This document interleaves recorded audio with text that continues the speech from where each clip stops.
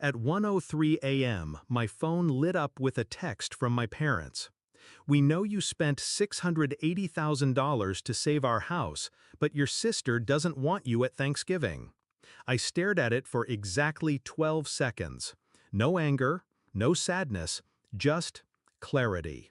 Then I replied, "Noted." That was the night they realized I was done being the insurance policy they pretended was family.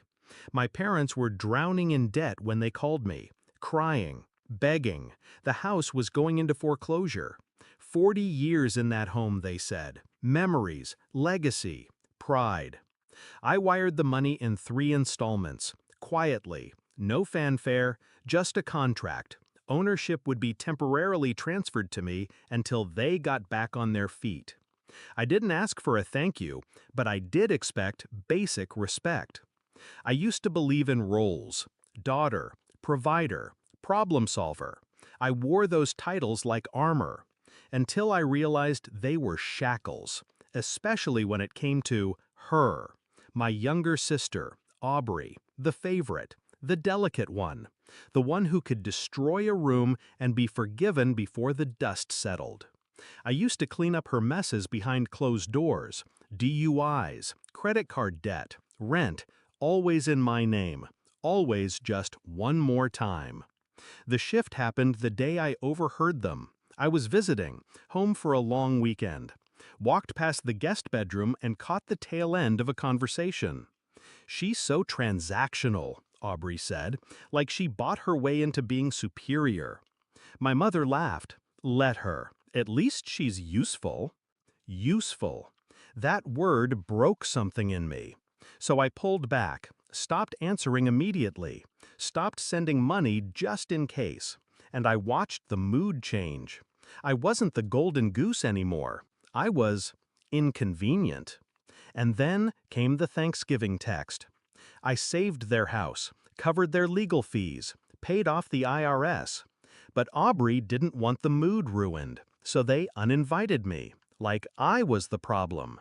I didn't cry. I got to work. The contract I had them sign when I sent the money, ironclad. 3 attorneys reviewed it, quietly, discreetly. I gave them time, offered leniency. But that night, when they chose her feelings over my existence, that was the line. 2 weeks later, they got the notice. Ownership of the house was officially transferred. To me, permanently. My parents called in a panic. "We thought it was just temporary." "I gave you 18 months, I said. "It's been 21. "But Thanksgiving's next week. Can't we talk about this in person?" "I wasn't invited, remember?" Silence. I didn't evict them. I listed the house, gave them 30 days to vacate, told them the new buyers wanted a clean slate, no furniture, no storage, no family history, just keys. They called Aubrey. She called me. "What the hell are you doing? You didn't want me around, remember?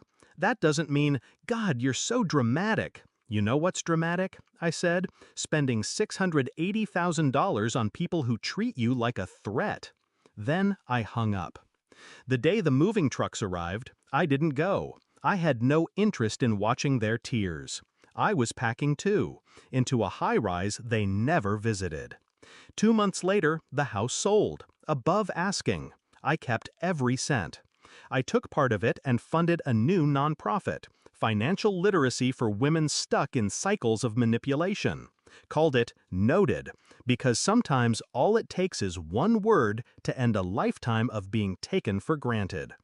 My parents moved into a one-bedroom condo. Aubrey moved back in with them. They share a bathroom now. Funny how quickly people remember your worth once you stop handing it to them on a silver platter. They've tried reaching out: birthday texts, hope you're well emails, guilt-laced voicemails. I don't respond. Not out of spite. I've just recalibrated my peace. Love without boundaries is exploitation, and I don't owe anyone my ruin to prove my love.